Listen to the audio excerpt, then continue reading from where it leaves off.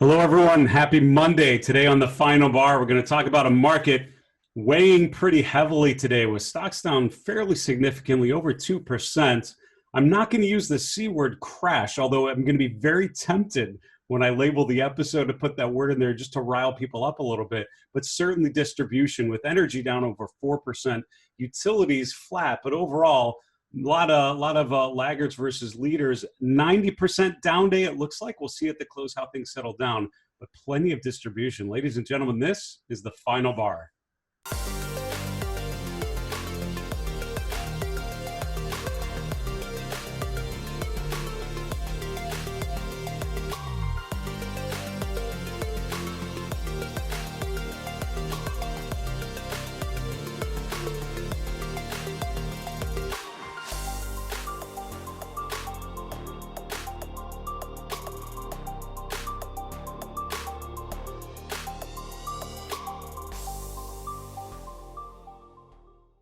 Hello, everyone. Welcome to the final bar. I'm your host, Dave Keller. I'm the Chief Market Strategist here at StockCharts.com in Redmond, Washington. Thanks for joining us every weekday after the close as we review these markets together, make sense of things as much as we can through the lenses of technical analysis and behavioral finance. You know, the S&P has, been moving higher. We've been talking about concerns with breadth. We've been talking about dispersion with some stocks making lower highs, many of them, of course, as others have made higher highs. And we talked about the S&P sort of with potential for limited upside. Today certainly felt like the follow through to the downside. And again, the thing I would say on a day like this is always put it into proper context. A down day like this, even during an uptrend, is totally normal. And given the extreme upside that we've had, I would argue we need more of these days just to really process everything that we've done up until now. What you have to be concerned about is if a day like today or days like today start putting the trend into a different character. I always talk about a change of character on the charts. We're going to talk when we get to the single stock section about some stocks where I feel like a change of character is either happening or beginning to happen, and what levels we want to pay attention to. Now, we're going to work together today. We have some great guests through the remainder of the week to help us along on this journey. Tomorrow, on Tuesday, the 27th, we have Sam Stovall from CFRA Research. Sam's a fantastic strategist I've known for a number of years, and his work is really macro thematic, and it's always helpful to see how that relates to what we're seeing on the charts. Jeff Greenblatt from Lucas Wave International is going to be with us on Wednesday. Jeff is a big cycle guy. I am not a big cycle guy, which is why I've always tried to surround myself with people that follow cycles so I don't miss anything. So it'll be interesting to hear what he thinks, given where we're at with the elections and the presidential cycle. Finally, Dana Lyons from J. Lyons Fund Management coming up on Thursday, the 29th. Dana was in, I think it was the end of January, talked about the, extended market, talked about potential for downside, talked about the put-call ratio, and I'm seeing some similarities now. I'm curious what Dana is seeing now versus when he was here at the beginning of the year. So some really good guests coming up this week.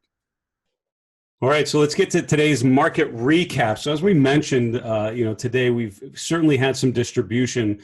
There's a bit of a V-shaped, character to the day, with the bottom coming just after 130 for the S&P 500, finishing really right around 3,400, just a click above there. So at the weakest point, down below 3,370, down 2.5% or so. But really coming off a little bit, but still the damage had been done and coming off pretty strong. Mid caps, small caps down a little bit further than that.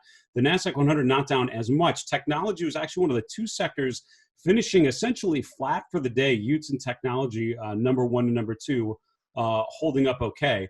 The real weakness from industrials, materials, really strengthening into the close. And I should mention, we're seeing some weird issues with the data going into the close here. So we're gonna do the best we can with some of the price changes. If there's some issues with it, sorry for that.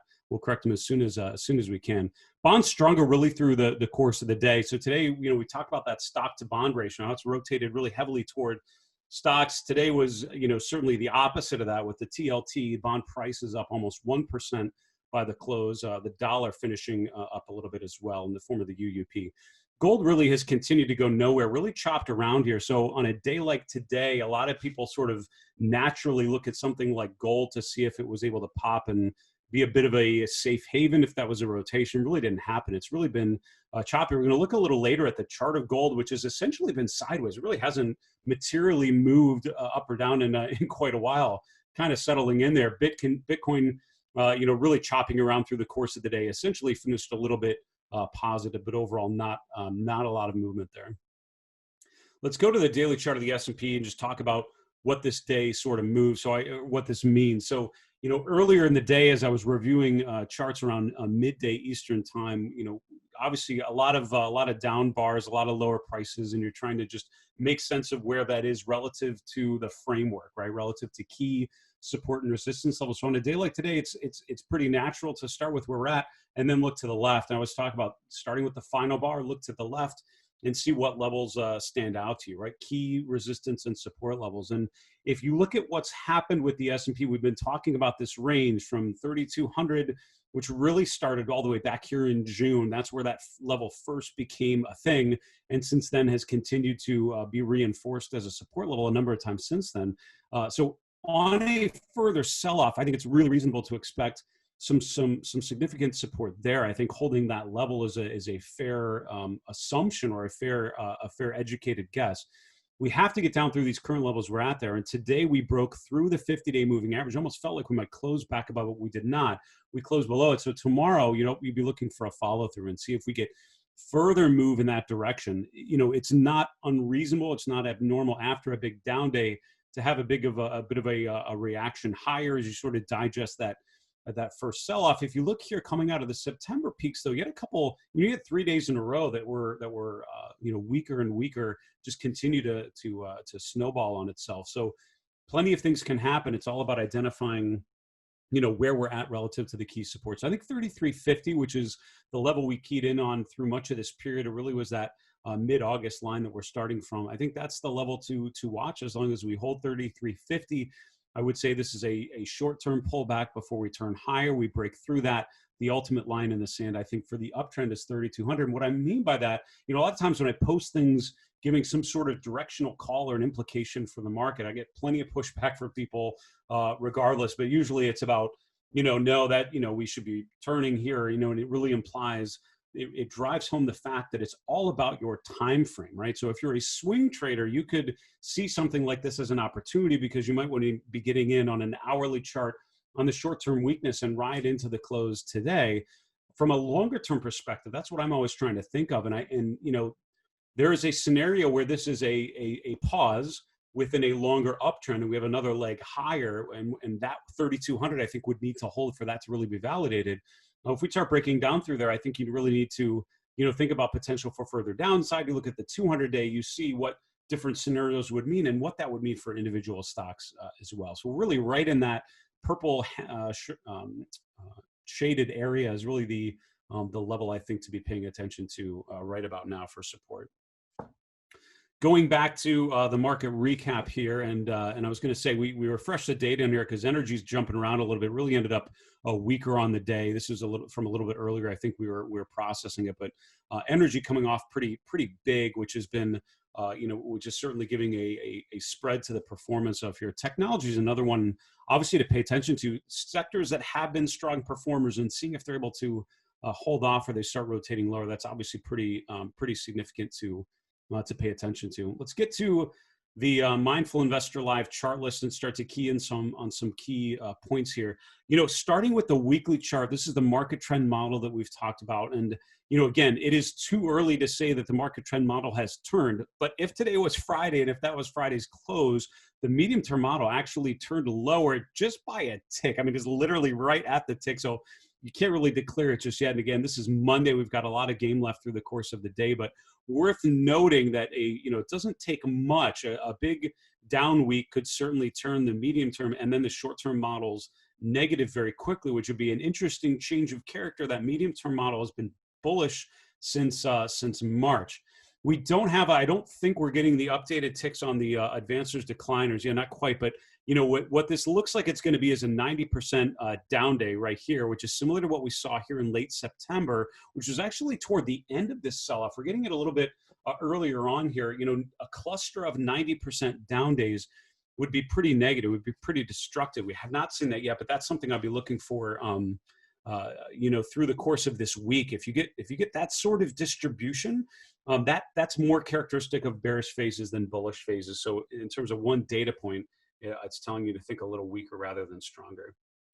That's our market recap for today. And again, a lot of moving parts on here. It's still trying to digest all the different movements. When we get to the shifting stock segment, we'll look at some individual names and the impact today had on those. Let's move to our conversation about sectors, our sector setups segment. So now that we've talked about the macro picture, talked about stocks rolling over, but still overall the long-term trend holding up at this point, but showing some internal signs of weakness in the short term. What do the sector movements mean? What's really interesting looking at the daily RRG, so it's looking at the last 5 data points, but in the course of the RRG, it's bringing in a little more data than that for sure to look at the trends in relative strength, but it's a relatively short-term look.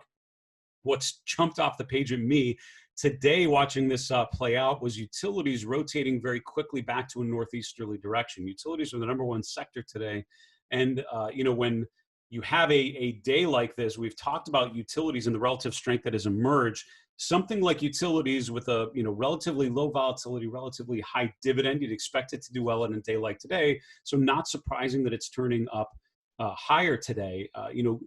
Sectors trending northeast on this chart, which at this point the strongest ones, utilities, industrials, really, and then maybe communication services #3, all sort of in that direction of improvement, direction of accumulation, signaling that in the short term the relative strength is starting to improve. I think technology very noteworthy, heading in a southwesterly direction, sort of the opposite of that. So just in the last couple of days, you've solidified this stronger utilities, weaker technology, which again, as all else being equal, that is not sort of the offense you would normally expect. That's a little more of a weaker configuration for sectors. Consumer discretionary actually rotating back northeast very slowly and sort of staying in this weakening quadrant.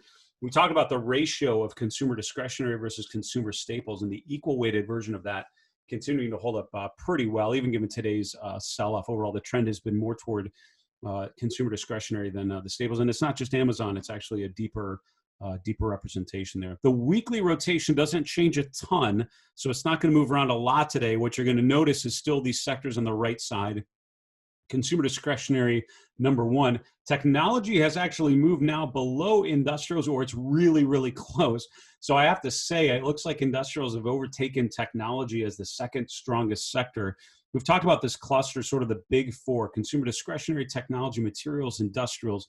On the weekly view, those still remain the strongest. And the fact that they're furthest to the right tells you of their strength. The fact that energy furthest to the left tells you of the weakness there. Again, utilities and consumer staples, even healthcare, though, starting to rotate in a little more stronger direction. So still a lot of work to be done to improve on a longer term relative basis, but they're aiming in the right direction to be able to make that kind of movement. Let's look at the candle glance page, and we'll look at some of these individual sectors. We'll start with utilities, because as we've talked about, this rotation from relative weakness to relative strength, I mentioned that idea of change of character. That's something when I think about a chart rotating from accumulation to distribution, or in the case of utilities, distribution to accumulation, you can see how it had underperformed really since the March market low through the market peak in September. But since then, if you start the clock there, utilities have actually been doing pretty well. Flat for the day, but on a relative basis, making a new, let's say 4-month relative high, going back maybe to these June highs. It's sort of right about at that level. So about a 4-month relative high, but really trending in the right direction on a relative basis. If you look at some of the other sectors, clearly not the same sort of pattern. Communication services may be an interesting one to look at as well. So you have a number of sectors like communication services, industrials come to mind, testing their 50-day moving averages from above. So overall, comm services have essentially been flat, choppy, sideways, really hasn't outperformed, even though in late August really accelerated to the upside. And before that September peak actually looked like it was, it was breaking to new relative high. Since then, it's come off pretty good and has not been a great place to be on a relative basis overall. Consumer staples is another one. So this is another one where the trend in the price has been okay. Again, pulling back to its 50-day moving average. And again, when the market sells off like it did today, you saw the S&P close below its 50-day and 50-day moving average today, traded below it earlier. You have a lot of sectors and individual stocks sort of in a very similar configuration. I was talking with Grayson Rose on the management team here last week. We're looking at breadth indicators based on the 11 S&P sectors. And it's actually an interesting way to break it down on a sell-off like we saw today, as things sort of chop around, it's interesting to see how many sectors are able to hold their 50-day moving average. You can see some of them, like staples, trading below but closing above it. Discretionary able to close above it. Technology actually closing below its 50-day moving average, so a little bit further down. And again, I think it's too early to be calling this a change of character from an uptrend in relative strength for tech to a downtrend. We're not there yet, but we're arguably in a sideways move for the last 2 months, right? And you can see it's rolling off just a little bit. Again, making new relative lows for the last 3 months, that's usually what puts things on my radar, which means you'd have to kind of rotate back below these levels, which means you're not far away from there, but you'd certainly have to have some further deterioration in tech to start to look unattractive on a pure look at the relative strength line. Overall, it's still, it's gone from outperforming to being sort of a market performer, right? An uptrend to sort of a flat trend. I think an emergence of that would be an interesting one. What's interesting is as tech is kind of rolling over just a bit on a relative basis, you can see healthcare potentially rolling higher on a relative basis. But again, I think with both of these, with healthcare and tech, if you look at the last 2 months, I'd call both of them sort of market performers. If you look at the trend and the relative strength, healthcare had been underperforming, now essentially sideways, but really hasn't broken out. So a scenario where healthcare is able to break above its relative high from 6 weeks ago, technology breaking down through its relative lows from 6 to 8 weeks ago, that would certainly be a change in a rotation of sorts. Here's the ratio of healthcare versus technology. This is why I've had this on this chart. Healthcare in general has been relatively unloved, and relatively, I'm pun intended there, I mean relative in terms of the relative strength. If you look at the ratio of the XLV versus the XLK, overall has been down for quite a while. There was a stretch around the March market low where healthcare started to outperform, that quickly dissipated. If and when that would, if the relative line improves here, you see a breakout in healthcare. I think that's a group that most people have sort of written off or underweight, maybe with the exception of biotechs and things, but like big pharma has been pretty tough. So unless you see that, if you see that ratio go higher, it might be an interesting opportunity to revisit plenty of overweights I'm sure most people have in tech, because that's where the best charts have been for sure on average, and maybe into something like healthcare that hasn't been as attractive. That's our sector setups. And again, just trying to hit on some of the key themes as I've reviewed those sector charts just recently. We're going to take a quick break, back with our last segment, shifting stocks. We'll see you in a minute.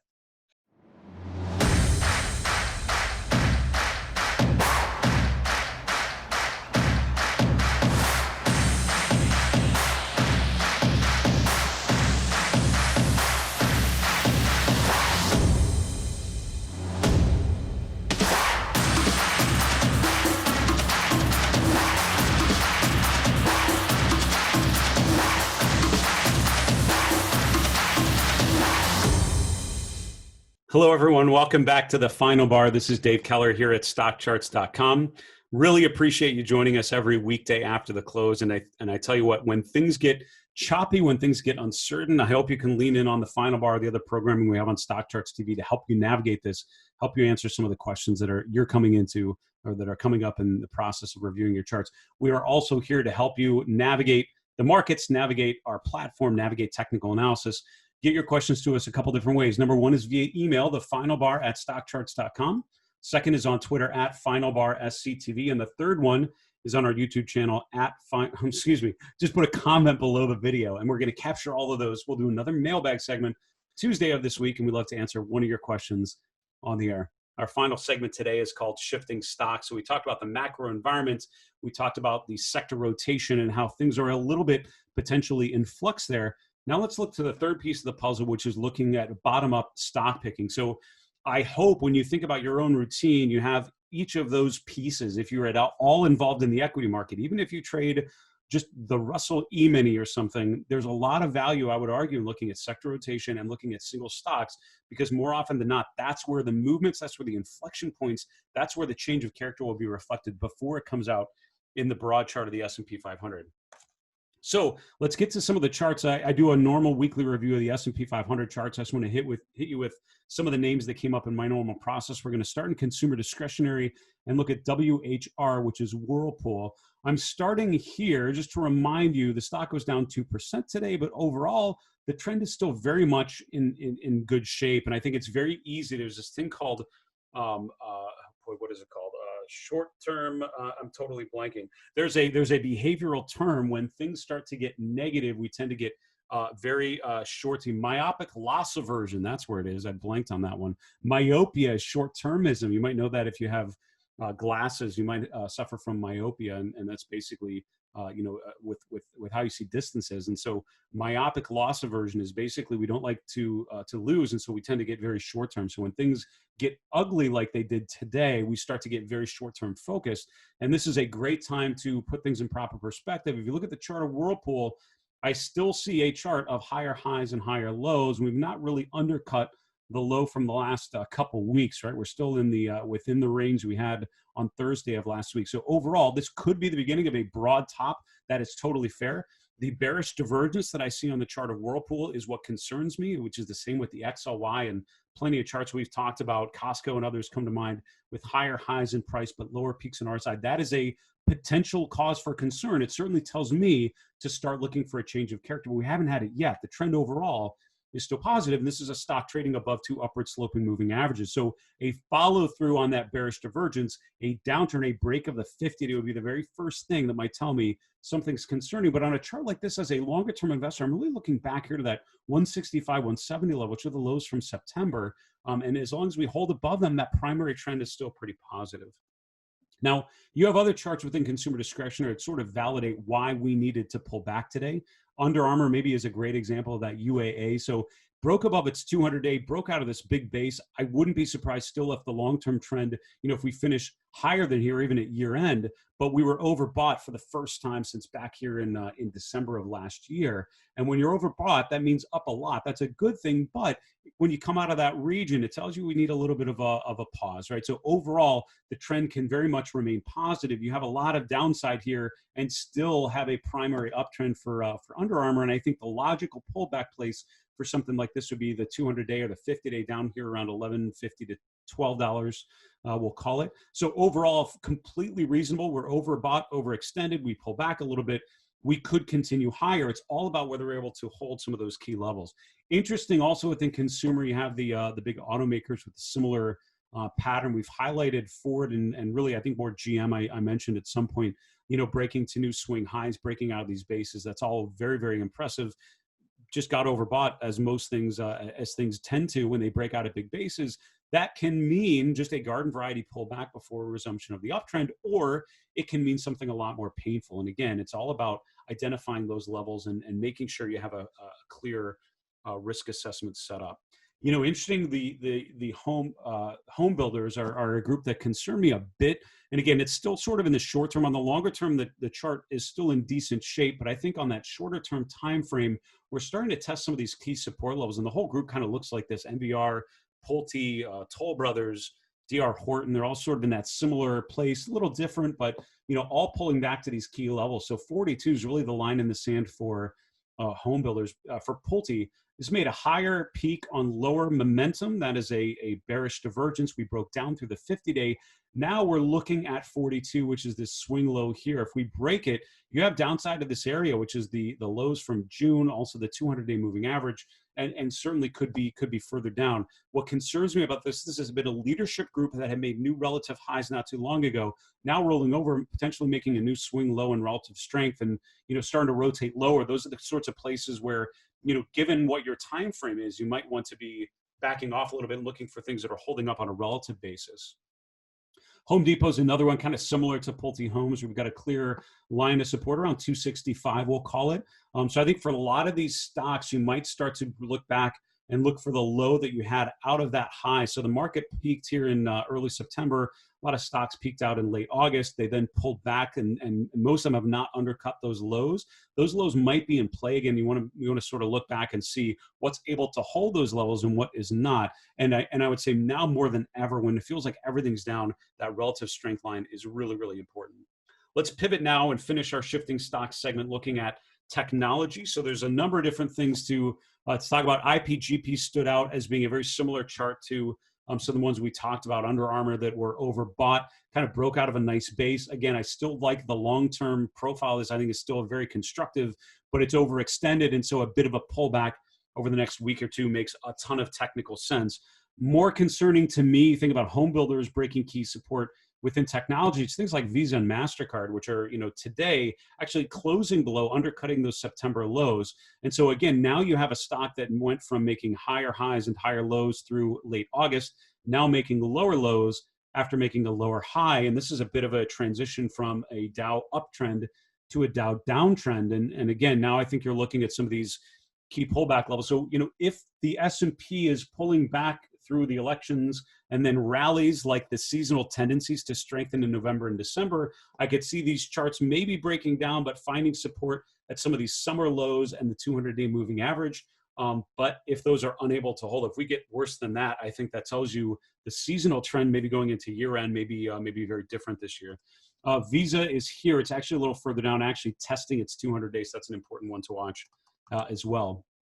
Just to finish off here, the chart of Intel is an interesting one. It's come off a little bit. When I posted the chart of Cisco on social media last week, I got people commenting that, it's down so much I'd actually consider it. Intel might be in that bucket as well. It's oversold. So just like Under Armour and others were overbought and coming off, these are oversold with the potential to rally up a little bit. Just for me as a trend follower, I've never been a big fan of buying new lows or buying things way that have come to way down. But if you're looking for bottom fishing candidates, I can see the argument buying things that are oversold. The concern for me is we could be in late February, not mid-March. And so late February was the first time this stock was oversold. Mid-July was the first time Intel was oversold. It came off a little bit further than that. That was another 3 or 4 points. So this on its own does not tell me something's bottom. It tells me to start looking for signs of accumulation. I think we're not done yet. And then I said one more chart, and then here's one more chart. NVIDIA is an interesting one to watch as well. Is it able to hold its 50-day? That's a key chart, one of the strongest charts in our large cap universe, testing its 50-day moving average from above. So this theme with shifting stocks, as you can guess, it's all about testing key support levels. You have stocks testing their 50-day. You have a lot of distribution today, widespread. And now I think you look left on the chart to see which levels are able to hold. I think if things start breaking down through support levels, I could see a scenario, and again, there are plenty of macro headwinds and tailwinds to see this to fruition or not. I think you have to start thinking about potential for further downside risk and do a proper risk assessment for what you're holding. We need to wrap the show. Go to the 3 and 3, 3 charts, 3 minutes. Here we go. Chart number 1 is the percentage of advancers decliners. We don't have the updated data at the moment, but when it does, you're going to notice, at the bottom, it was another 90% down day, or very close to that. It's probably 85 to 90%, depending on where the closing prices lock in. The last time we had a day of that magnitude was back here in late September, which really was toward the end of this. This is after we'd had a lot more pain, I think, relative to what we've seen now. Those 90% down days are definitely more characteristic of a bear market phase. So especially a cluster of those, that's a pattern we start to see. That would definitely be a cause for concern. And when you have an absence of 90% up days, that's a concern as well. Chart number 2 is gold, and I rarely show you charts that aren't moving a lot. I try to stick with what's actionable, but I think there's a message in the fact that gold is essentially sideways. If you look at the RSI on gold for the last 3 weeks, it could not be any more neutral than what it's been, and it really tells you it is the definition of an absence of trend. Gold rallied very quickly into its August highs. It sold off pretty quickly over the next 6 weeks to bottom out here toward the end of September. Since then, has really been unable to get above that first, that last Fibonacci level, that 38.2% retracement level. It's also the 50-day moving average. We're still just sort of sideways with there. So until it's able to eclipse that, until it's able to get above, 185, which would be really changing us and getting back to some higher highs. I mean, overall, it's sort of a pause. And I think all else being equal, the short-term trend has remained lower, but it's really essentially a neutral. It is the definition of a hold rating if I was rating stocks based purely on the charts. Finally, plenty of stocks selling off, as we mentioned. We talked about consumer and tech, which are some high-flying sectors that are showing some change of character to weakness. I think it's worth noting on things like financials. This was JP Morgan on Friday. I started to feel pretty good about a stock that got above its 200-day, closing above the swing highs from mid-October. Today put us right back to the 200-day moving average, potentially getting back below there. So I think it's an important chart to watch this week to see if we get enough of a follow-through to the upside, or if this is resistance that holds as a falling tide lowers all boats, if that's a way to describe it. That's our show for today. Please get your questions in for our mailbag segment on Tuesday's show. For StockCharts.com in Redmond, Washington, I'm Dave Keller. Be safe. Have a good night. Hey, Grayson Rose here with StockCharts. Thank you so much for watching. I hope you enjoyed that video. If you did, consider giving it a like down below, maybe leave us a comment, and if you're new to the channel, you can subscribe at the link up above. We're gonna bring you daily content from an incredible collection of technical analysts and financial experts.